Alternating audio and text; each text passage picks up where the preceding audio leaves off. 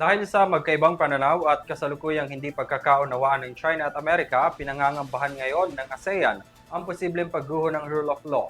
Sa kabila nito, nanindigan si United Nations Ambassador Enrique Manalo na patuloy nilang isusulong ang Code of Conduct ng South China Sea.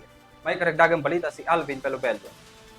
Sa pagdalo ni Philippine Permanent Representative to the United Nations Ambassador Enrique Manalo sa sesyon ng international community, nagbabala ito bilang kinatawan ng Association of Southeast Asian Nations o ASEAN sa posibilidad na gumuho ang rule of law dahil sa hindi pagkakaunawaan ng Amerika at ng China.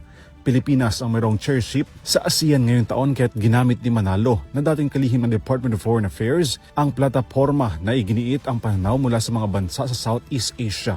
Sa joint statement ng regional bloc sa sesyon na kinonvene ni Somali President Hassan Sheikh Mohamud na siyang konseho ngayong buwan, nanawagan si Manalo sa international community sa recommitment sa multilateralism at sa international law.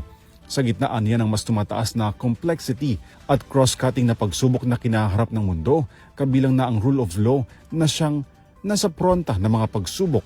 Kinakailangan anyang mapanatili ang rule of law sa madaling panahon. Mr. President, ASEAN is committed to strengthen the ASEAN community and the peaceful resolution of disputes, including through the respect for legal and diplomatic processes without resorting to the threat or use of force in accordance with the universally recognized principles of international law, including UNCLOS. ASEAN reaffirms the rule of law and underscores the importance of reinforcing its role through the observance of international obligations in good faith, the peaceful settlement of disputes in accordance with international law.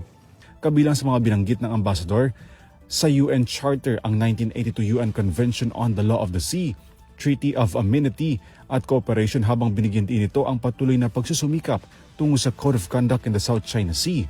Magkasalungat ang pananaw at pahayag ng Estados Unidos at ng China sa UN Charter.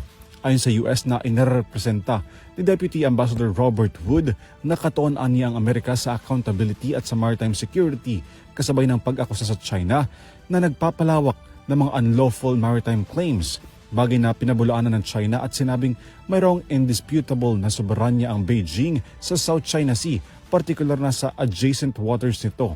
Babala ni UN Secretary General Antonio Guterres, posibleng maging rule of the jungle ang rule of law dahil sa mas lumalalang diskusyon sa mga conflict kabilang na sa Gaza, Ukraine at iba pang rehiyon kabilang na ang Indo-Pacific region.